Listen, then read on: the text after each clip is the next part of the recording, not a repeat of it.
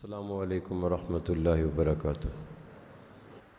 الحمدللہ وحدہ والصلاۃ والسلام علی من لا نبی بعد۔ معزز سامعین، قرآن مجید میں سورہ طلاق میں اللہ کریم نے کہا ہے کہ ایک کام کرو، 5 کاموں کا میں وعدہ کرتا ہوں۔ دنیا کے انسانوں کو یہ کہا ہے ایک کام تم کرو۔ قرآن میں سورہ طلاق میں آیت نمبر 2، 3، 4، 5، آیت نمبر 2 کے آخر سے یہ بات شروع ہوتی ہے اور 5 تک چلتی ہے سورہ طلاق۔ ایک کام تم کرو، 5 کاموں کا میں وعدہ کرتا ہوں۔ اب بات اللہ کی ہو، لکھا قرآن میں ہو، گواہ آمنہ کے لال صلی اللہ علیہ وسلم ہو اور صدیوں کا تجربہ اس پہ ہو، پھر بھی کسی کو یقین نہ آئے تو لکھا ہے اہل علم نے کہ اس شخص کو اپنا پرسہ دینا چاہیے، اپنی تعزیت کرنی چاہیے، اپنی شام غریبہ کا اہتمام کرنا چاہیے، اپنے آپ کی تعزیت کرنی چاہیے کہ تمہیں نہ اللہ کی بات پہ یقین آتا ہے، نہ قرآن کی آیات پہ یقین آتا ہے، نہ آمنہ کے لال کی تصدیق پہ یقین آتا ہے، نہ صدیوں کے مشاہدے پہ یقین آتا ہے۔ آخر تو اتنا گیا گزرا ہے کیوں؟ اللہ نے کہا، قرآن میں لکھا، اللہ کے محبوب نے گواہی دی۔ اس سے بڑی مسلمان کے لیے اس سے زیادہ یقین کرنے والی چیزیں کیا ہو سکتی ہیں؟ اور کیسے پتہ چلے کہ یقین آیا یا نہ آیا؟ تو اس کا ثبوت عمل ہے۔ اگر یقین ہوگا تو آدمی عمل کے راستے پہ رواں دواں ہو جائے گا۔ یقین کا سب سے انشے کی غیر متزلزل ناقابل تردید ثبوت یہ ہے کہ اگر سننے کے بعد جسم کی سارے اعضاء عمل پہ آمادہ ہو جائیں تو مبارک ہو، یقین درست ہے۔ اور اگر اس کو سنا انسنا کر دیا تو پھر 1000 دعوے کرے کہ میرا یقین درست ہے، میں قرآن کو لا ریب کتاب مانتا ہوں، اللہ کو ومن اصدق من اللہ قیلا مانتا ہوں، اور اللہ کے محبوب کو صادق و مصدوق مانتا ہوں، لیکن اگر اس بات پہ عمل نہ آئے تو یہ آدمی اپنے دعوے میں جھوٹا ہے۔ مسلمان کے لیے یقین کرنے کے قابل اللہ کی ذات، قرآن کی آیات اور اللہ کے محبوب کی تصدیق، اس سے بڑھ کر مسلمان کے لیے یقین کے لیے کوئی چیز نہیں ہے۔ اور اگر یہ تینوں باتیں ثابت ہو جائیں، نص قطعی سے ثابت ہو جائیں کہ قرآن کی آیات ہیں، اللہ کی بات ہے، اللہ کے محبوب نے تصدیق کی، تو پھر بھی اگر طبیعت عمل پہ آمادہ نہ ہو تو یقیناً اپنی تعزیت کرنی چاہیے۔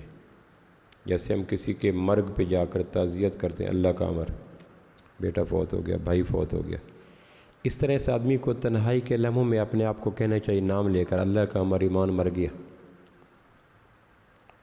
بڑا افسوس ہوا، ایمان ختم ہو گیا، اپنا نام لے۔ بڑا دکھ ہوا کہ تجھے ان 3 ذاتوں کی باتوں پہ یقین نہیں ہے تو پھر کس پہ یقین کرے گا؟ پھر اللہ کے ہاں دعوے نہیں چلتے کہ میرا نام مسلمانوں والا ہے، میرا کلمہ پڑھا ہوا ہے۔ اللہ کے ہاں ہر چیز میزان کے عمل پہ پرکھی جاتی ہے، دعوے نہیں دلیل، قول نہیں عمل، بات نہیں صداقتیں۔ پہلی صدی میں نعرے کیوں نہیں تھے؟ اس لیے کہ ہر آدمی ڈرتا تھا پتہ نہیں میری بات قبول ہو نہ۔ جب ایمان کمزور ہوتا ہے تو دماغ اور زبان تیز ہوتے ہیں، دل اور عمل مر جاتے ہیں۔ کمزوری ایمان کی نشانی یہ ہے کہ آدمی کی باتیں بڑی لمبی کرے گا اور دماغ بڑا تیز ہوگا، لیکن دل اس کا مردہ ہوگا، عمل اس کے بانجھ ہوگے۔ اور جب ایمان مضبوط ہو تو پھر باتیں کم ہو جاتی ہیں، عمل زیادہ ہو جاتا ہے۔ دماغ تصدیق کرے نہ کرے، دل کی گہرائیوں میں بات اتر جاتی ہے۔ جب دل مان لے، جسم عمل کے لیے آمادہ ہو جائے تو مبارک ہو، ایمان آ گیا۔ تو یقین کیے جانے کے قابل یہ 3 ذاتیں، اللہ، قرآن اور رسول صلی اللہ علیہ وسلم، تو ان تینوں ذاتوں نے سورہ طلاق کی آیت میں کہا ایک کام تم کرو، 5 کاموں کا میں وعدہ۔ اب وہ کام کیا ہے؟ وَمَن يَتَّقِ اللَّهَ، جو تقوی اختیار کرے۔ اس میں کہا ومن، جو، کسی خطے کا ہو، کسی زمانے کا ہو، کسی جنس کا ہو، کسی شعبے کا ہو، کسی قبیلے کا ہو، کسی عمر کا ہو، جو، اس جو نے پوری کائنات کے انسانوں کو یوں اپنے پروں میں لیا جس طرح مرغی تمام انڈوں کو پروں میں لے کر برابر حرارت دیتی ہے۔ وَمَن يَتَّقِ اللَّهَ، جو بھی تقوی اختیار کرے۔ یا اللہ پہلی صدی کا کوئی مسئلہ نہیں، دوسری کا کوئی نہیں، آرائیں، راجپوت، شیخ، کوئی کرے۔ اللہ نے کہا جب میں نے اس کو عمومیت دی ہے، خصوص نہیں، عموم دی ہے، جو بھی تقوی کرے، یا اللہ مخرجہ، اس کو ہر پریشانی سے نکالوں گا۔ اب اللہ نے پریشانی کا نام کوئی نہیں لیا کہ بیماری کی پریشانی ہے، قرض کی پریشانی ہے، دوستوں کی پریشانی ہے، بیوی کی پریشانی ہے، نہیں، پریشانیوں کی ہزاروں قسمیں ہیں، ویری کرتے ہیں پرسن ٹو پرسن، میری پریشانی یہ ہے، اس کی پریشانی یہ ہے، میری پریشانی یہ ہے، اس کی جو بھی پریشانی ہے وَمَن يَتَّقِ اللَّهَ يَجْعَل لَهُ مَخْرَجًا، اس کو اس پریشانی سے نکالوں گا۔ اگر پریشانیوں کے نام لیتے تو ممکن ہے آنے والے زمانوں میں بعض آدمیوں کی پریشانیاں نئی نوع کی ہوتی، نئے اسلوب کی ہوتی، نئے انداز کی ہوتی، تو قرآن نے چونکہ انسانوں اللہ کا کلام ہے اور انسانوں کے نام ہے، اگر قرآن کا کلام بندوں کے نام نہیں، صرف بندوں کے شعبوں کے نام نہیں ہے، تاجروں کو ایڈریس کیا جا رہا ہے، کاشتکاروں کو خطاب کیا، ایسا نہیں ہے۔ قرآن کی گفتگو سن کو یوں لگتا ہے جیسے آسمان کا خطیب کائنات کے تمام انسانوں اس کی نظر میں ہیں اور سب کو برابر وقت میں توجہ دے رہا ہے۔ وَمَن يَتَّقِ اللَّهَ، جو بھی تقوی اختیار کرے، يَجْعَل لَهُ مَخْرَجًا، میں اس کو ہر دکھ سے نکالوں گا۔ کیسے نکالے گا؟ جس نے ڈالا اس کو نکالنا کون سا مسئلہ ہے؟ اللہ کو تو کچھ کرنے کے لیے کچھ کرنا نہیں پڑتا۔ زہر سے شہد کا کام لے لے، دشمن سے دوست کا کام لے لے، اپنوں سے غیروں کا کام لے لے۔ یخرج الحی من المیت، اور دیکھتے نہیں زندوں سے مردہ نکالتا ہے۔ نوح علیہ السلام زندہ ہیں، کنعان بیٹا مردہ ہے، مردوں سے زندہ نکالتے ہیں۔ آزر مردہ ہے، ابراہیم علیہ السلام زندہ ہے۔ عبداللہ بن ابی مردہ ہے، رئیس المنافقین، اس کے بیٹے کا نام بھی عبداللہ ہے، عبداللہ بن ابی رضی اللہ عنہ۔ یعنی عبداللہ بن ابی ایمان کے اعتبار سے مردہ ہے، اس مردے سے زندہ نکالا کیا؟ اس کا بیٹا عبداللہ بن ابی۔ آزر ایمان کے اعتبار سے مردہ ہے، اس سے بیٹا نکالا ابراہیم، وہ زندہ ہے۔ نوح ایمان کے اعتبار سے زندہ ہے، نبی ہے، پیغمبر ہے، رسول ہے، آدم ثانی ہے، لیکن بیٹا نکالا کنعان، تو بیٹا مردہ ہے۔ ایک یہ نا کہ مرغی سے انڈا، انڈا سے مرغی، یہ بھی ایک تفسیر ہے۔ ایک یہ بھی ہے کہ ایمان والوں سے بے ایمان اور بے ایمانوں سے ایمان والے، یہ بھی زندہ سے مردہ، مردہ سے زندہ ہے۔ یجعل لہ مخرجا، اللہ اس کو ہر تنگی سے راستہ دیں گے۔ جیسے ایک آدمی آپ کو کہتا ہے ڈی سی کام ہو جائے گا، اب آپ پوچھو اسے کیسے کام کرو گے، تو آپ نے گویا اس کے اختیارات کو چیلنج کیا۔ وہ کہہ رہا ہے میں نے جب کہہ دیا کام ہو جائے گا۔ ضلع کے مشینری میرے حکم کے تابع ہے، پورے ضلع کے انتظامیہ ڈی سی کے قلم کے تابع ہوتی ہے، بائی لا، میں کہہ دوں گا ہو جائے گا۔ کائنات کا ڈی سی، کائنات کا خالق کہہ رہا ہے کہ میں کہہ رہا ہوں کہ نکالوں گا، کیسے نکالے گا؟ ڈاکٹر نے جواب دے دیا، کیسے نکالے گا؟ اپنے غیر ہو گئے، کیسے نکالے گا؟ حالات ہیں نہیں۔ اب اگر حالات تم نے دکھا کر اللہ کو نکالنے کی راہ دکھلانی ہے تو پھر اللہ خود ہی بن جاؤ۔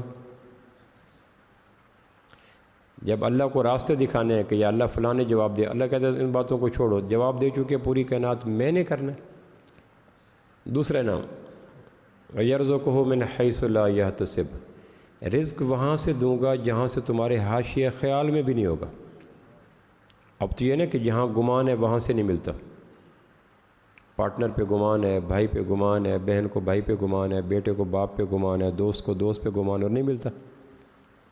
قرآن کہتا ہے یرزقہ من حیث لا یحتسب، کاشتکار کو گمان ہے کہ بیج کے بکھیروں گا تو گندم اگے گی، تاجر کو گمان ہے کہ دکان کھولوں گا تو گاہک آئیں گے، ملازم کو گمان ہے کہ مہینہ بھر سروسز دوں گا تو تنخواہ آئے گی۔ یہ گمانی رزق ہے۔ گمانی رزق کافر بھی لیتا ہے، مسلمان بھی لیتا ہے۔ مسلمان کے رزق کا خاص دروازہ ہے جو یہ ہے کہ وہاں سے دوں گا جہاں سے گمان نہیں ہوگا، تمہارے ذہن میں بھی نہیں آئے گا یہاں سے کیسے ہو گیا، کہ اللہ نے کیا۔ وَمَن يَتَّقِ اللَّهَ يَجْعَل لَهُ مَخْرَجًا وَيَرْزُقْهُ مِنْ حَيْثُ لَا يَحْتَسِبُ وَمَن يَتَّقِ اللَّهَ، پھر بھی يَجْعَل لَهُ مِنْ أَمْرِهِ يُسْرًا، کاموں کو آسان کر دوں گا۔ اب تو یہ نا کہ دنوں کے کام مہینوں میں پھیل جاتے ہیں، آدمی تھک جاتا ہے کام کے پیچھے، پھر انسانوں کے دلوں میں ہمدردی ڈالیں گے، وہ کہیں گے یہ ہم حاضر ہیں، ہم حاضر ہیں، ہم حاضر ہیں۔ وقت پہ ایک ٹانکا لگ جائے گا، آنے والوں کئی ٹانکوں سے بچا لے گا، ملائکہ کا غیبی نظام ساتھ ہو جائے گا، اللہ کی ذاتی قوت اور قدرت ملائکہ کے بغیر تمہارے ساتھ ہو جائے گی، پھیلے ہوئے کام سمٹ جائیں گے، بکھرے ہوئے کام مل جائیں گے۔ یجعل لہ من امرہ یسرا ویکفر عنہ سیئاتہ ومن یتق اللہ، اسی آیت میں آ رہا ہے سورۃ طلاق میں، تمہارے نامہ اعمال میں وہ گناہ جو تمہیں بے چین رکھتے ہیں، پریشان رکھتے ہیں، آفتیں لاتے ہیں، عافیتیں دور کرتے ہیں، وہ گناہ تمہارے مٹا دوں گا اگر تقویٰ کر لو گے تو۔ قرآن کہتے ہیں فَكُلًّا أَخَذْنَا بِذَنبِهِ، ہر ایک کے پریشانیوں کا سبب تو گناہ ہوتے ہیں۔ تو تقوی سے فورتھ ون فائدہ یہ ہوگا کہ تمہارے زندگی کے نامہ اعمال میں وہ گناہ جو آنکھوں سے، کان سے، زبان سے، دماغ سے، شعوری غیر شعوری، بھول کے جان بوجھ کے، سب پہ انکری مور پھیر دوں گا، مٹا دوں گا۔ پانچواں وَيُعْظِمْ لَهُ أَجْرًا، اور تمہارے اجر کو عام پیمانے سے نہیں بڑے پیمانے سے تول کے دوں گا۔ یعنی تم گمان کرو کہ مجھے اس کی نیکیاں 10 ملنی تھی، ہم تمہیں 10,000 دے دیں گے۔ یہ 5 وعدے قرآن مجید کی نص قطعی ہے۔ یہ آیات نہ حکم سے منسوخ ہے نہ تلاوت سے منسوخ ہے۔ بعض آیات ہیں جن کے ہاں ناسخ منسوخ کا چکر چلتا ہے، شاہ ولی اللہ رحمہ اللہ نے لکھا ہے، لیکن یہ جو آیات ہیں وَمَن يَتَّقِ اللَّهَ، اور پھر اس میں جو خوبصورت بات ہے وَمَن يَتَّقِ اللَّهَ، جو بھی کرے گا۔ اب سوال یہ ہے کہ تقوی ہے کیا تاکہ ہم کریں۔ کبھی کبھی بعض چیزوں کے حقائق کا علم نہیں ہوتے، اس لیے ہم کر نہیں سکتے۔ حسن اخلاق کیا ہے؟ میں نے ایک جگہ لیکچر دے رہا تھا، میں نے کہا غیبت کیا ہے؟ پولیس کا سوال ہے کانسٹیبل کے لیے، مستورات کی جامع تلاشی لی جائے، کیا طریقہ ہے؟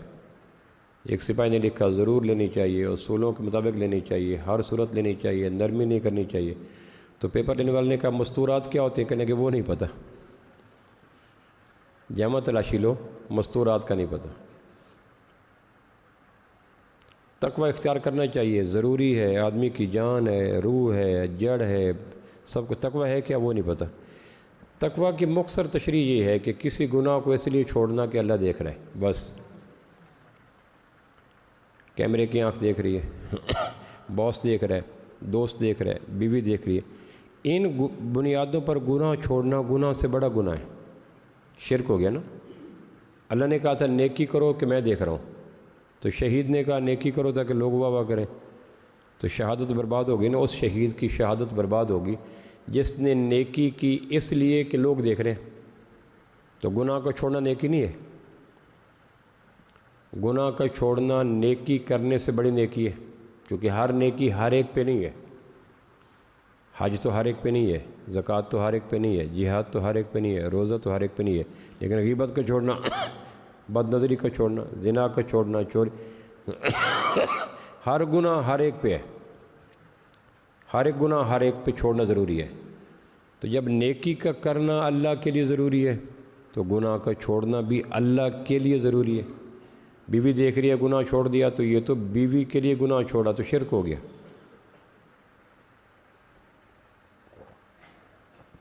اس لیے گناہ چھوڑنا، تقوی کا مفہوم یہ ہے۔ پہلی صدی میں تقوی کا موقع کم تھا، کیونکہ آمنہ کے لال صلی اللہ علیہ وسلم کی برکت سے ہر جگہ دین زندہ تھا۔ تقوی کا موقع آتا ہے جب بے دینی کی فضا ہو، تاجر دیندار، کاشتکار دیندار، ملازم دیندار، کاشتکار دیندار، ہر آدمی، جوان دیندار، بوڑھا دیندار، قیدی دیندار، دین ہی دین تھا۔ اللہ کے محبوب صلی اللہ علیہ وسلم کے زمانے میں دین اتنا تھا کہ کہاں بے دینی کا ماحول ہی کوئی نہیں تھا۔ اس لیے اس زمانے میں تقوی کے امکانات اور احتمالات مشکل تھے، چونکہ ہر آدمی متقی تھا۔ اور اب تو حرم میں تقوی کرنا پڑتا ہے۔ بیت اللہ کا طواف کرتے ہوئے بے حجاب مشرق و مغرب کی عورتیں، تو طواف کرنے والے کو طواف کے دوران تقوی کرنا پڑ جاتا ہے۔ گنبد خضرا کے مکین صلی اللہ علیہ وسلم کی نگری میں جائیں تو وہاں عورتیں بے نقاب بے حجاب پھر رہی ہوتی۔ تو مدینہ منورہ میں تقوی کے موقع ہیں، مدینہ منورہ میں سینمے کھول گئے، بیت اللہ میں کیبل آ گئی۔ میں روضہ عطر پہ کھڑا تھا تو میں نے، وہ کہہ رہے تھے آگے چلو آگے چلو، تو میں نے تھوڑا سا پیچھے ہو کے کھڑا ہو گیا تاکہ تھوڑی دیر کے لیے درود و سلام پڑھنے کا موقع مل جائے۔ ایک زور سے آواز ہے یلا روح، عربی میں تھا، یعنی آگے چلو پیچھے والوں کو۔ میں نے دیکھا تو ایک کلین شیو سا نوجوان گنبد خضرا کے سامنے کھڑا اور کلین شیو ہے۔ یہ سوچا جا سکتا تھا کہ عہد نبوت میں ایک زمانہ بعد میں ایسا آئے گا کہ گنبد خضرا کے رکھوالے کلین شیو ہوں گے، یعنی تقوی کا موقع وہاں مل جاتا ہے۔ حجر اسود کا میں نے بوسہ لیا تو ایک آدمی نے ہاتھ ڈال کر میرا سر نکالا باہر، میں نکالنا نہیں چاہ رہا تھا، نکال کے اس نے دھکا دیا تو میں نے دیکھا تو وہ شرطہ تھا، پولیس والا، جو حجر اسود کے پاس بیت اللہ کی دیوار کے ساتھ چمٹ کر اوپر غلاف کعبہ کی رسی کو پکڑ کے کھڑا ہوتا ہے تاکہ لوگوں کو نکالتا رہے۔ تو میں نے دیکھا تو کلین شیو تھا۔ کسی زمانے میں سوچا تھا کہ بیت اللہ کے اتنا جغرافیائی قربت رکھنے والا نبوت کے اعمال سے اتنا دور ہوگا؟ کسریٰ کا قاصد آیا تھا اور داڑھی نہیں تھی، آپ نے فرمایا تھا اگر قاصدوں کا قتل برا کام نہ ہوتا میں تیری گردن اڑا دیتا، یہ تم نے کیا کیا، داڑھی کٹوا کے آ گیا۔ کسریٰ کا قاصد ہے، حالانکہ اس کے اوپر احکام اسلام لگتے نہیں تھے۔ تو اب تقوی کا عالم یہ ہے کہ بیت اللہ کے اندر تقوی کی ضرورت ہے، مطاف کے اندر تقوی کی ضرورت ہے، حجر اسود کے اندر، اور عہد نبوت میں بازاروں میں تقوی کی ضرورت نہیں تھی، کھیتوں میں تقوی کی ضرورت، ہر آدمی ٹریک پہ تھا، موٹر وے پہ تھا۔ اب زیادہ موقع ملتا ہے۔ تو وَمَن يَتَّقِ اللَّهَ، جو بھی تقوی اختیار کرے ہم اس کو یہ دیں گے، یہ دیں گے، یہ دیں گے، یہ دیں گے، جو 5 انعام سورہ طلاق کی آیت نمبر 2 سے 5 تک چلتے ہیں، مشکل سے نکالیں گے، رزق میں فراخی دیں گے، گناہوں کو مٹا دیں گے، اجر کو بڑھا دیں گے، اور اس کے لیے اس کے دنیا کے کام دھندے آسان کر دیں گے۔ اس سے بڑی فضیل کیا ہے؟ اور تقوی ہے کیا؟ دنیا کا کوئی شخص یہ نہیں کہہ سکتا کہ تقوی کرنے میں میرا بڑھاپا حیل آ گیا۔ ہسپتال میں ایک آدمی پڑا ہے، وہاں بھی متقی ہو سکتا ہے، بے حجاب بے نقاب نرسیں اس کے پاس آ رہی ہیں، جا رہی ہیں، عورتیں آ جا رہی ہیں، وہاں بھی تقوی لے سکتا ہے۔ اکھاڑے میں اترنے والا، موبائل کے آنے کے بعد، اینڈرائڈ سیٹ کے آنے کے بعد تو تقوی بدست آدمی کو ہر وقت تقوی کی نوبت ہے۔ سورہ رحمان سننے بیچ میں گانا آ جائے گا ایڈ کے روپ میں۔ مولانا ترجمیر کا بیان سن رہا تھا میں، گھنٹے میں سنا 12 دفعہ ایڈ آئی اور دائیں بائیں کی ایڈ آ گئی، یعنی خیر میں شر، زمزم میں پیشاب، نیکی میں ظلمت۔ یہ ہے میڈیا کی برکات۔ موبائل کے آنے کے بعد خیر کے اندر بھی خیر نکل گئی۔ تو یہ قرآن کا وعدہ ہے کہ جو تقوی اختیار کرے گا۔ سوال یہ ہے کہ تقوی پیدا کیسے ہو؟ تو قرآن مجید کی سورہ بقرہ کی آیت نمبر 183 میں اس کا جواب دیا گیا، او ہم تمہاری انگلی پکڑ کر تمہیں تقوی پیدا کرنے کا طریقہ بھی بتاتے ہیں، تاکہ کوئی یہ نہ کہے کہ تقوی تو میں کرنا چاہ رہا تھا، تقوی کا مفہوم بھی آ گیا، لیکن متقی کیسے بنتا؟ یا ایھا الذین آمنوا کتب علیکم الصیام، یہاں سے شروع ہوتی بات۔ 5 باتیں اس آیت میں فرمائی گئیں۔ یا ایھا الذین آمنوا کتب علیکم الصیام کما کتب علی الذین من قبلکم لعلکم تتقون ایاما معدودات۔ یہ سورۃ بقرہ کی آیت نمبر 183 میں یہ بات کی گئی۔ اے ایمان والو، ہم تمہیں بتائیں تقوی کیسے پیدا ہو؟ کہ یا اللہ بتائیں کہ روزے رکھو، لیکن کہا شاید تقوی آ جائے، یہ نہیں کہا یقینی تقوی آ جائے۔ ورنہ یہ کہ مہینے میں روزہ رکھنے کے بعد جنہوں نے روزہ نہیں رکھا تھا، روزے والے کہتے ہیں ہم متقی ہو گئے، تو یہ متقی ہونے کا احساس خود تکبر کا باعث بن جاتا ہے۔ اس لیے کہا لعلکم تتقون، شاید تم متقی بن جاؤ۔ یعنی لعل معنی یقینی کے معنی نہیں ہے، گمان ہے کہ تم متقی بن جاؤ، تاکہ یہ نہ ہو کہ کوئی روزہ رکھنے کے بعد اپنے آپ کو متقیوں کی فہرست میں یقیناً شمار کرنے لگ جائے، تو یہ شمار تقوی کی بجائے تکبر کی طرف لے جائے گا۔ تو چند دنوں کے بعد ایک مہینہ آ رہا ہے جس مہینے میں 4 پھول کھلتے ہیں جو سارا سال 11 مہینے نہیں کھلتے، کہ فرض روزے کا پھول کھلتا ہے، رات کی تراویح کا پھول کھلتا ہے، آخری عشرے کے اعتکاف کا پھول کھلتا ہے، اور لیلۃ القدر کی ساتوں کا پھول کھلتا ہے۔ یہ 4 پھول وہ ہیں جو صرف رمضان میں ہوتے ہیں، یہ پھول 11 مہینوں کے دامن میں ہیں ہی نہیں۔ 11 مہینے آپ نفلی روزہ رکھ سکتے ہیں، 11 مہینے آپ رات کا تہجد پڑھ سکتے ہیں، لیکن تراویح، فرض روزہ، لیلۃ القدر اور آخری عشرے کے اعتکاف، یہ 4 نیکیاں وہ جو صرف رمضان کے ساتھ ہیں۔ اس لیے صحابہ رمضان کے آنے پر بڑے خوش ہوتے تھے۔ 2 مہینے پہلے رجب کا چاند دیکھتے جب اللہ کے میں اللہم بارک لنا فی رجب و شعبان و بلغنا رمضان، اللہ رجب اور شعبان برکت دے اور ہمیں رمضان تک پہنچا دے۔ یعنی کسی سال کے 12 مہینوں میں آپ یہ تمنا نہیں کرتے تھے کہ مجھے اتنا طول عمر دے، اتنی لمبی زندگی دے کہ میں شعبان تک پہنچ جاؤں، رجب تک پہنچ جاؤں، محرم تک پہنچ جاؤں۔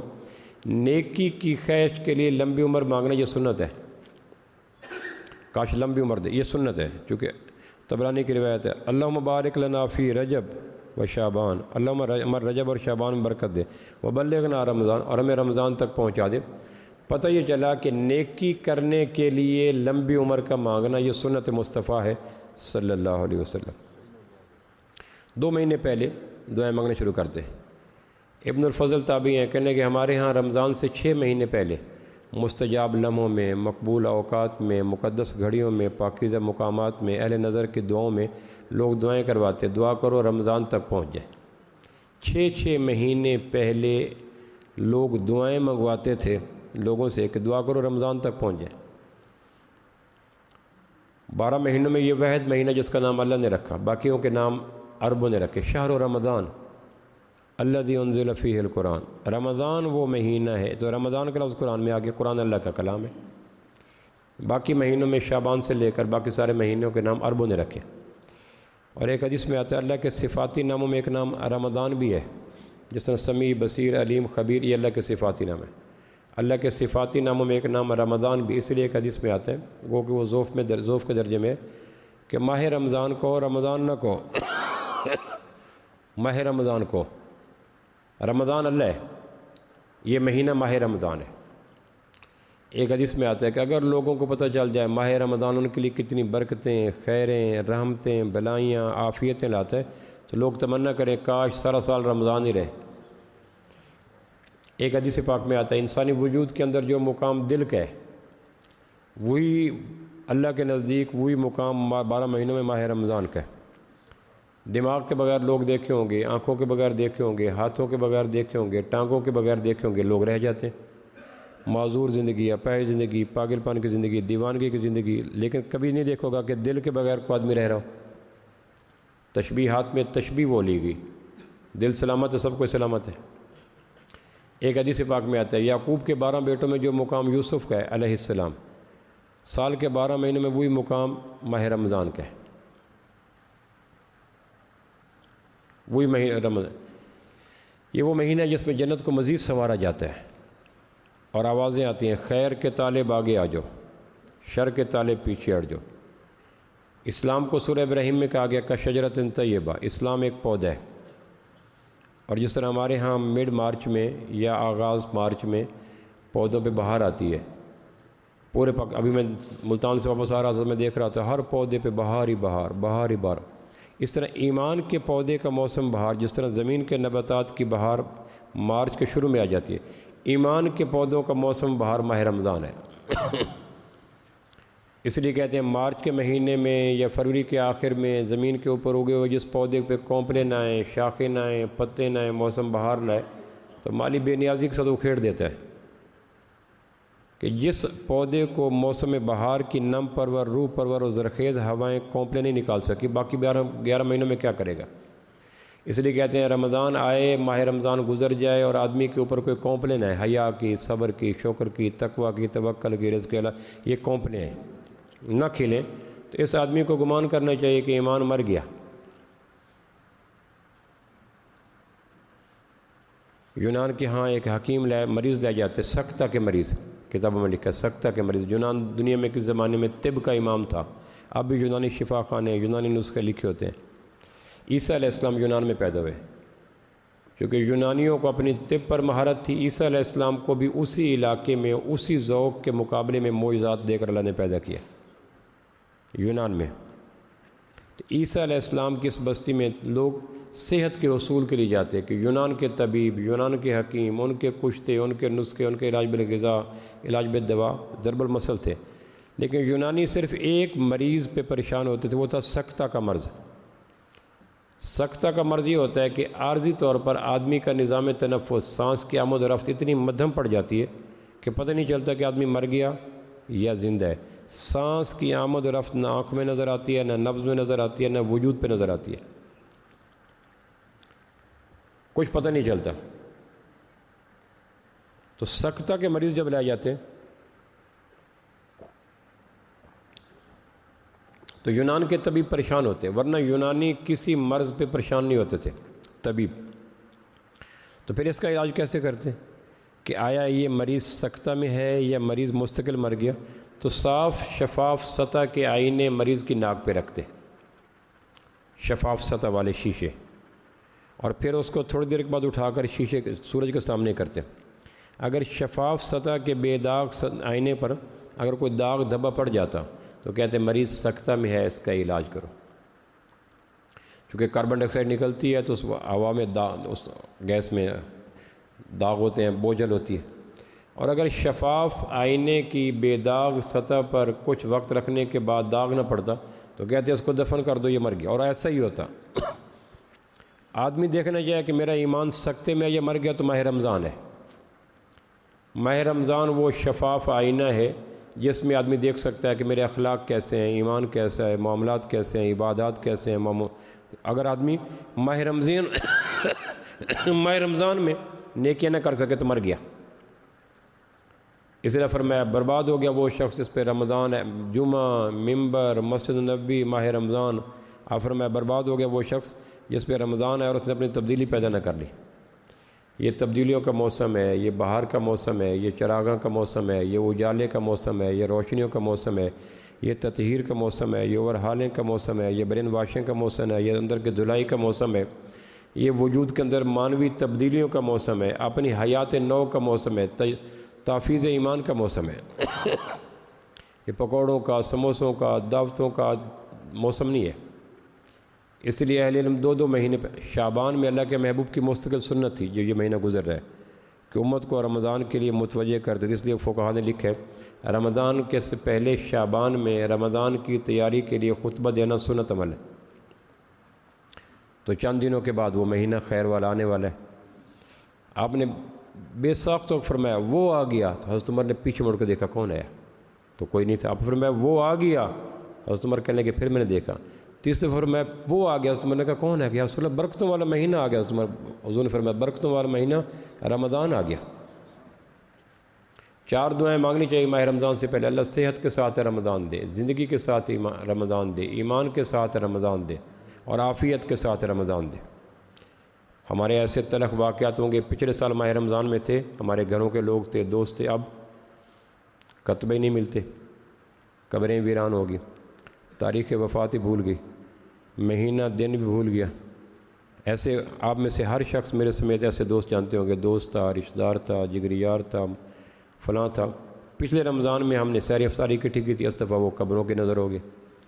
ہر آدمی کی زندگی میں ایک رمضان ایسا آئے گا جو اس کا آخری رمضان ہوگا۔ اس لیے کہتے ہیں حیات مانگنی چاہیے، سنت عمل ہے ماہ رمضان سے پہلے ماہ رمضان تک پہنچنے کی دعا کرنا، یعنی نیکی میں اضافے کے جذبے سے لمبی عمر مانگنا، یہ سنت ہے۔ ویسے تو بیکار ہے۔ بلغنا رمضان، یا اللہ رمضان تک پہنچا دے، کیوں؟ تاکہ تطہیر ہو جائے، پیوریفیکیشن ہو جائے، دھلائی ہو جائے، تعمیر سیرت ہو جائے، باطن میں روشنی ہو جائے، خزاں کا موسم ہٹ جائے، ایمان پہ برغبار آ جائے، اور داغ دھبے پولوشن دور ہو جائے۔ دوسری دعا یہ مانگنی چاہیے کہ یا اللہ عافیت کے ساتھ رمضان دے۔ کتنے ایسے لوگ تھے جو پچھلے سال رمضان میں تھے، ہمارے ساتھ تھے، سحری تراویح میں تھے، افطاری میں تھے، عید پہ تھے، اب اس دفعہ کسی کردہ نہ کردہ جرم کی وجہ سے 5 سال کے لیے سینٹرل جیل میں پڑے، سزائے موت ہو چکی ہے، عمر قید ہو چکی ہے۔ ایسے تلخ واقعات پہ ہمارے گرد و پیش میں بکھرے پڑے۔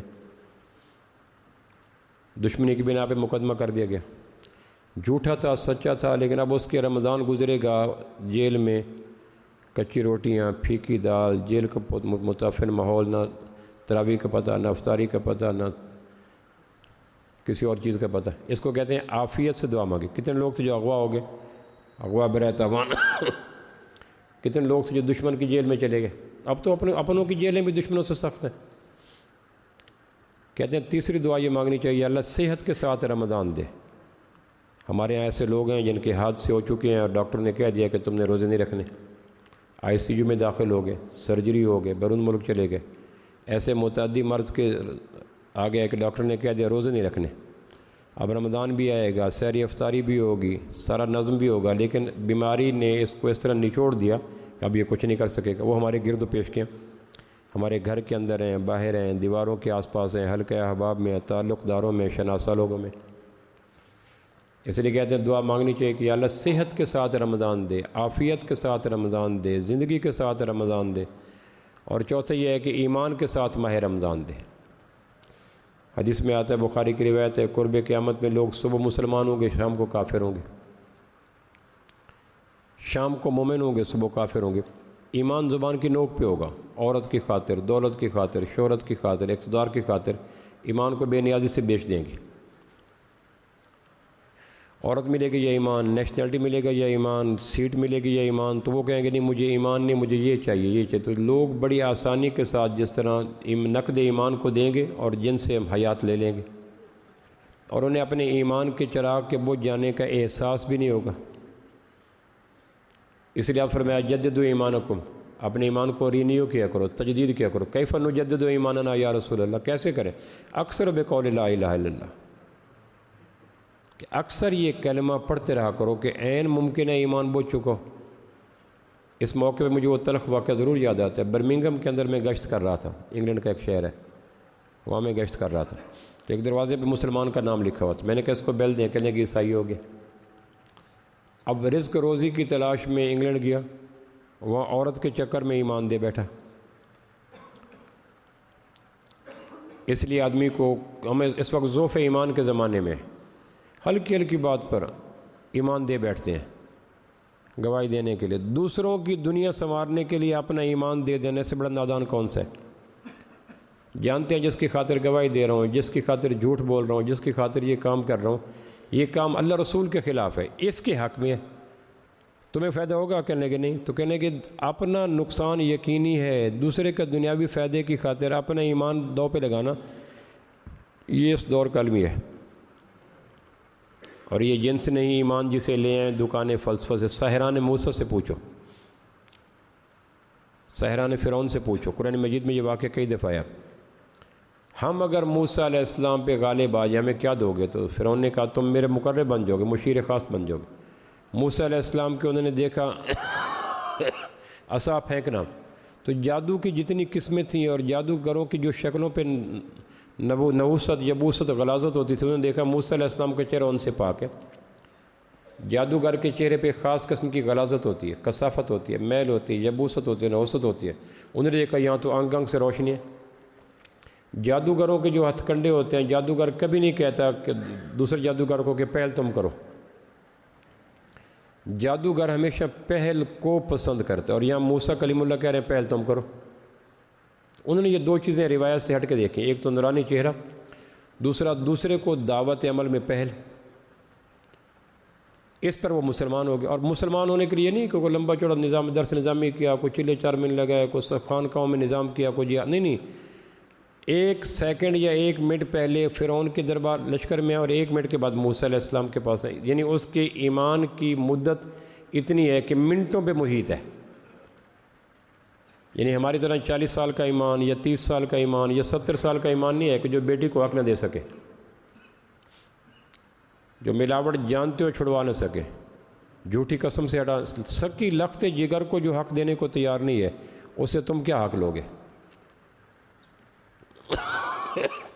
انسانوں کی تاریخ میں اس سے بڑا سنگ دل کون ہے جو سگی بیٹی کو اپنا حق دینے کو تیار نہیں؟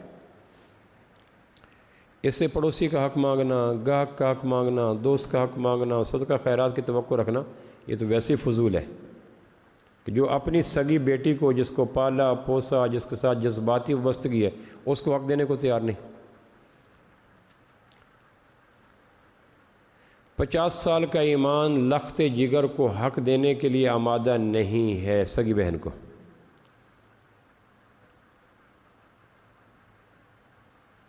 لمحہ بھر کا ایمان ہے، یہ نہیں کہ ایمان کو کوئی لمبے عرصے گزر چکے ہیں، لمحہ بھر کا ایمان ہے۔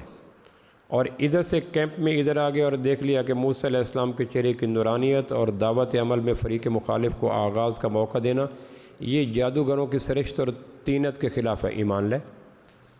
پھر جب ایمان لے تو فوراً دعویٰ ایمان بھی کر دیا کہ ہم ایمان لے آئے، اور فرعون کے ظلم و تشدد اور مزاج سے پوری طرح آگاہ تھے۔ اس نے کہا اچھا یہ کیا کیا؟ کہنے کا ہو گیا۔ اس نے کہا دائیں پاؤں بایاں ہاتھ دائیں، اس طرح قرآن مجید میں لَأُقَطِّعَنَّ أَيْدِيَكُمْ وَأَرْجُلَكُمْ مِنْ خِلَافٍ، قرآن مجید میں اس کی دم کی شدت عذاب یہ ہے کہ پہلے دائیں ہاتھ کاٹوں گا، بایاں پاؤں کاٹوں گا، پھر بایاں پاؤں ہاتھ کاٹوں گا، دائیں پاؤں۔ انہوں نے کہا ان باتوں کو چھوڑو، جو کرنا ہے کر گزر، کم از کم جان کے بچانے کی خاطر ایمان دو پہ نہیں لگتا۔ یہ قرآن مجید میں ہے کہ حقیقت ایمان جب آ جائے تو آدمی فرعون کے سامنے کھڑا ہو جاتا ہے، اور حقیقت ایمان نہ آئے تو آدمی عورت کے سامنے گر جاتا ہے۔ ہم حقیقت ایمان سے صدیوں کے فاصلے پہ ہیں۔ ہمارا محراب، جوتے، کپڑے، ٹوپی، جہاں دیکھی نئی صورت مچل بیٹھے یہی لیں گے، ہلکے سے تھوڑا سا جھٹکا آیا اور ایمان گیا۔ ورنہ ایمان کی حقیقت دیکھنی ہو تو ساحران فرعون سے پوچھو یا متبعان موسیٰ سے پوچھو علیہم السلام کہ ایمان کی حقیقت آئی ہے تو فرعون اپنے جبر و تشدد اور لالچ کیا ہے مقرب بن جاؤ گے، وزیر بن جاؤ گے، فرعونی خزانہ مل جائے گا۔ اور فرعون کا خزانہ یہ نہیں ہے کہ جو ہمارے یہاں ہے، اور فرعون کو یہ نہیں ہے کہ الیکشن سے آیا ہے، مطلق العنان بادشاہ ہے، اور وہ کیا کچھ دے گا یہ سارے معاہدے پہلے کر کے آئے ہیں۔ کیا دو گے؟ وہ سارے معاہدے پہلے ہو چکے ہیں۔ اس معاہدوں کے باوجود جانتے ہیں کہ فرعون کیا دے گا، فرعون کے سے لڑنے سے کیا ہوگا، یہ ساری باتوں کا ادراک رکھنے کے باوجود نعمت ایمان وہ اس نے کہا جو چھوٹتا ہے چھوٹے، جو ٹوٹتا ہے ٹوٹے، جو جاتا ہے جائے، کم از کم ایمان کو دو پہ نہیں لگا سکتی۔ یہ ہے موسیٰ علیہ السلام کے دور کے لمحات پر ایمان رکھنے والوں کی عمر کا تقاضا، اور امت محمد کے 60 سال کے مومن اور 50 سال کے مومن، بیٹی آ کے کہتی ہے بابا حالات بڑے تنگ ہیں، مہربانی کرو حصہ دے دو، تو سر پہ پگڑی ہے، ماتھے پہ محراب ہے، ہاتھ میں تسبیح ہے، عمرے پہ عمرہ ہے۔ مجال ہے کہ بیٹی کی فریاد پہ طبیعت میں اتنا بھی نمی آ جائے جتنا بارش کے برسنے کے بعد پتھر کی سطح پہ نمی آ جاتی ہے۔ ہم تو عبد الدرہم عبد الدینار ہیں، ہماری نمازوں نے، ہمارے عمروں نے، ہمارے روزوں نے، ہماری تلاوت نے، ہماری تسبیحات نے اندر تک چھید کوئی نہیں کیا۔ اس لیے کہتے ہیں قرآن کے آئینے میں اپنے ایمان کو پرکھا جائے۔ قرآن وہ آئینہ ہے جو ہر چیز آدمی کو دکھاتا ہے، جس طرح حجام آدمی کو سنوارنے کے بعد آئینہ دکھاتا ہے، اور آئینے میں آدمی خود اپنا دیکھتا ہے یہ کرو یہ کرو۔ قرآن باطنی حسن کو سنوارنے کے لیے ایک مصفہ پاکیزہ آئینہ ہے۔ فرعون کے جادوگروں کا ایمان دیکھ کر سالوں کا مومن کیا اس مقام پہ کھڑا ہے؟ اب ان جادوگروں کے پس منظر میں کوئی درس نظامی تو نہیں ہے، کوئی بخاری مسلم تو نہیں ہے، کوئی چلہ 4 مہینہ تو نہیں ہے، کوئی جہاد کی مشقیں تو نہیں ہے، کوئی اللہ ہو کے نعرے تو نہیں ہے، کوئی فکر خانقاہی تو نہیں ہے، کچھ بھی نہیں۔ لیکن ایمان جب حقیقت میں آتا ہے تو ایمان یوں بولتا ہے، اگر آ جائے تو تمہارے اندر بھی یوں بولے گا۔ قرآن کا ایک خاموش پیغام ہے۔ تو قرآن مجید میں آتا ہے یا ایھا الذین آمنوا، اے ایمان والو، 89 دفعہ اللہ نے یہ کہا ہے قرآن میں۔ کسی اور قوم کو صفات سے نہیں پکارا، ذات سے پکارا۔ قل یا ایھا الکافرون، اے کافرو، یا ایھا الذین ہادوا، اے یہودیو، ہمیں کہا یا ایھا الذین آمنوا، اے اس میں ایک ترغیب ہے کہ دیکھو میں تمہارے ایمان کا اقرار اپنے کلام میں کر رہا ہوں۔ یا اللہ کیا کہنا چاہتا ہے؟ 89 دفعہ۔ اس میں بڑی محبت ہے، رجائیت ہے، پیار ہے، دل نوازی ہے، محبت، اس میں بڑا خوبصورت پیغام ہے۔ کئی جذبوں کا ملا جلا ایک لفظ ہے یا ایھا الذین آمنوا۔ اس میں خبر نہیں ہے، اس میں تنبیہ بھی ہے، اس میں امید بھی ہے، اس میں رجا بھی ہے، اس میں کئی پہلو ہیں۔ کتب علیکم الصیام، تمہارے اوپر روزے فرض کیے گئے، یعنی روزوں کی شرعی حیثیت بتائی گئی کہ روزے آپشنل نہیں ہے کہ تم چاہو تو رکھو، چاہو تو۔ کتبہ لفظ نے روزوں کی شرعی حیثیت کا تعین کر دیا۔ پھر بھوک پیاس سے دستبردار ہونا آدمی کی طبیعت پہ بوجھ ہوتا ہے، تو اس اندر کی کیفیت کو جاننے والے اللہ نے کہا آگے ڈریسنگ کی کہ آدمی کی طبیعت پہ ایک لرزہ طاری ہوتا ہے نا، کھانا چھوڑنا ہے، پانی چھوڑنا ہے، 18 گھنٹے کا دن، گرمی کا دن، آگے پھر فوراً ڈریسنگ کی کما کتب علی الذین من قبلکم۔ گھبراؤ نہیں، جتنی بھی انسان آئے ہیں ہم نے ہر ایک کو روزوں سے گزارا تھا، سارے کر رہے تھے، تم بھی کر جاؤ گے۔ یہ ڈریسنگ ہے، مرہم پٹی ہے، دارالشفا ہے۔ یا اللہ ملے گا کیا؟ لعلکم تتقون، عین ممکن ہے کہ روزہ رکھنے سے تم متقی بن جاؤ، لیکن لعل لفظ استعمال کیا کہ کل کلاں کوئی روزہ رکھنے کے بعد متقی ہونے کا دعویٰ نہ کر بیٹھے۔ بیم و رجا کے عالم میں رکھا، امید ہے تم روزہ رکھنے کے بعد متقی بن جاؤ گے۔ اور اگر تقویٰ آ گیا تو رمضان کو یوسف علیہ السلام سے مناسبت دی گئی۔ یوسف علیہ السلام نے 2 باتیں کی ہیں زلیخا کے سامنے، انہ من یتق و یصبر۔ زلیخا جب پوری طرح آراستہ پیراستہ ہو کر تنہائیوں کے لمحوں میں یوسف علیہ السلام جیسے صدیق اور عفت مآب شخص کے سامنے آئی ہے، تنہائیوں میں عورت کہہ رہی ہے ہائی تلک آؤ۔ اس لیے فقہاء نے لکھا نا، جب چوری کی بات ہوتی ہے اللہ کہتا ہے السارق و السارقہ، چور مرد چور عورت، اور جب زنا کی بات ہوتی ہے اللہ کہتا ہے الزانیۃ والزانی، زانی عورت زانی مرد۔ یہ تقدیم تاخیر کیوں ہے؟ اس میں چور مرد اور چور عورت، اس میں چور زانیہ عورت اور زانی مرد۔ چوری کا آغاز اور خیال شروع میں یہ جو فکر کی کومپل پھوٹتی ہے یہ مرد سے پھوٹتی ہے۔ اکیلی عورت چوری کا خیال نہیں کر سکتی، عورت معاون ہوتی ہے، اسسٹنٹ ہوتی ہے، ایسوسیٹ ہوتی ہے، بنیاد مرد رکھتا ہے۔ لیکن زنا کی دعوت جب تک عورت کی طرف سے آمادگی نہ ہو مرد اکیلا نہیں کر سکتا، اس لیے ترتیب جو رکھے گی الزانیۃ والزانی، اور ادھر ترتیب رکھے گی السارق والسارقہ۔ اور اس کا عملی نمونہ زلیخا کی دعوت ہے، بند کمرے میں کہہ رہی ہے تلک آ جاؤ۔ اب عورت، مصر کی عورت بند کمرے قیدی کو دعوت دے رہے، آپ تھوڑا سا اس تخیل میں سوچیں تو پسینہ آ جاتا ہے۔ اب یوسف علیہ السلام نے اس زلیخا کے منہ زور وار کے آگے، خوفناک ہڑ کے آگے جو بند باندھا ہے، قال معاذ اللہ، اللہ دیکھ رہا ہے۔ یہ جو ہے نا اللہ دیکھ رہا ہے، یہ تنہائیوں کے اندر بند زلیخا کی دعوت کے آگے بھی رکاوٹ بن جاتا ہے۔ اور عصر کے بعد جب روزے دار کو پیاس لگتی ہے اور ہونٹوں پہ زبان پھیرتا ہے اور شدت پیاس میں نیند نہیں آتی اور بند کمرے میں ہوتا ہے، تو اس دور کی زلیخا ڈالنس، اور فریج کا نام کیا وہ کہتے ہیں ہائی تلک کھول لو۔ کیوں جی؟ زلیخا اپنی زبان حال سے کہتی ہے ہائی تلک کھول لو، تو یہ جانتا ہے کہ جو میری طلب ہے وہ ساری زلیخا کے اندر موجود ہے۔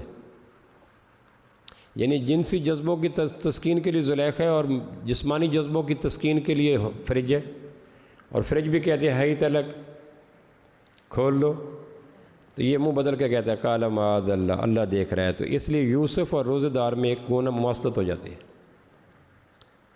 اس کو بڑا زوردار وار ہے کہ کوئی کمرے میں دیکھنے والا نہیں ہے، اور شدت پیاس اتنی ہے کہ سمندر پی جاؤ، اور تسکین کے موقع اتنے ہیں کہ آدھے فٹ کے فاصلے پہ زلیخا پڑی ہے۔ لیکن کون سی چیز ہے جو جس کے دیکھنے کا خوف کر کے اس دور کا یوسف مزاج آدمی کہتا ہے ہائی تلک قال معاذ اللہ، تو زبان حال سے ہونٹوں پہ زبان پھیر کر کروڑ بدلنے والا کہتا ہے یوسف نے بھی زلیخا کے مقابلے میں یہی کیا تھا، میں بھی یہی کروں گا۔ اس لیے کہا گیا کہ اور انہ من یتق و یصبر، جو تقوی اختیار کرے، جو صبر کرے، اور یہ تقوی اور صبر یوسف کے پاس اتنے وافر مقدار میں تھے کہ زلیخا کے مقابلے میں کام میں ہے، اور یہی دو سبب ہیں جو روزہ پیدا کرتے ہیں، انہ من یتق و یصبر۔ اس لیے کہتے ہیں روزہ دار کو کوئی گالی دے دے تو کہنا انی صائم، واضح گریبان پہ ہاتھ ڈال دے گا انی صائم، یہ صبر کی کیفیت ہے، انی صائم۔ اس لیے شریعت کا مزاج ہے کسی عبادت کی رخصت دینے کے بعد شریعت کبھی نہیں کہتی کرو۔ غریب کو کہا زکوٰۃ نہ دو تو پھر پورے مجموعے قرآن حدیث کو پڑھ جو کبھی ترغیبی فکرہ ایک نہیں آئے گا دے دیا کرو۔ جس کے ہاتھ پاؤں نے اس کو کہا جہاد پہ نہ جاؤ، لیس علی الاعمی حرج، نہ کرو، پھر پورے قرآن حدیث کو پڑھ لو، کہیں نہیں کہے گا کرولیں کرتے ہوئے رینگتے ہوئے میدان کارزار میں پہنچ جاؤ، کبھی نہیں کہا گیا۔ لیکن مسافر کو کہا روزہ نہ رکھو، فمن کان منکم مریضا او علی سفر، سورہ بقرہ آیت نمبر 184 میں آتا ہے اگر تم مریض اور سفر میں ہو تو روزہ نہ رکھو۔ تو آدمی کہتا ہے ٹھیک ہے، باقی عبادتوں کی طرح یہی مزاج ہوگا۔ آگے چپکے سے کہتا ہے ان تصوموا خیر لکم، رکھ لو تو بات بڑی ہے۔ یعنی یہ امتیازی صرف روزے کی ہے کہ رخصت کی اجازت دینے کے باوجود پھر ہلکی سی ترغیب دی گئی ان تصوموا خیر لکم، رکھ لو تو بات بڑی ہے۔ وہ جو میں نے کہا تھا سفر میں نہ رکھو، یا میں نے کہا تھا کہ بیماری میں نہ رکھو، وہ تمہارے کمزوری کی وجہ سے کہا تھا، ورنہ در حقیقت جو تمہیں خوبیاں اور فائدے ملیں گے اس کا تقاضا یہ ہے کہ بیماری میں بھی رکھ لو، میں اپنی چاہت بتا دی، باقی تمہارا جسم کی کمزوریاں نہ رکھو، لیکن میری چاہت یہ، اللہ روزے دار کی چاہت کا جو دبے لفظوں کہہ رہا ہے ان تصوموا خیر لکم، رکھ لو تو بات بڑی ہے۔ تو روزہ تقوی پیدا کرتا ہے، شرط یہ ہے کہ روزے میں 6 چیزیں ہوں تو، ورنہ روزہ تقوی پیدا نہیں کرتا، روزہ اللہ سے مزید دور کر دیتا ہے۔ روزہ رکھنے سے پہلے آدمی اللہ سے اتنا دور نہیں ہوتا جتنا روزہ رکھنے کے بعد دور ہو جاتا ہے۔ دوائی صحت دیتی ہے اگر ڈاکٹر کے مطابق لی جائے، ڈاکٹر کہتے ہیں 1 دن میں 1 گولی 7 دن کھاؤ، تو وہ کہتا ہے 7 دن وقت ملے گا 7 گولیاں اکٹھی کھا لیتے ہیں۔ کوئی ہے نا ایسے دانا لوگ، تو پھر کیا ہوگا؟ نتیجہ سامنے ہے، 7 دن حیات کا موقع نہیں آئے گا۔ اب یہ جو جسمانی صحت کے لیے ڈاکٹر نے طے کیا کہ 7 دن میں تقسیم کی، اگر اسی کو یکمشت کر لے تو نتیجہ کیا ہوگا؟ عبادات کے ثمرات کمال کے ہوتے ہیں، لیکن عبادات کو اگر مجوزہ طریقوں پہ نہ کیا جائے اس کی آفات بھی انتہا کی ہوتی ہیں۔ ثمرات بھی کمال کے ہیں، آفات بھی انتہا کے ہیں۔ جہاز پہ چڑھنے والا جلدی منزلوں پہ پہنچتا ہے، اور خدا نخواستہ جہاز کو کچھ ہو جائے تو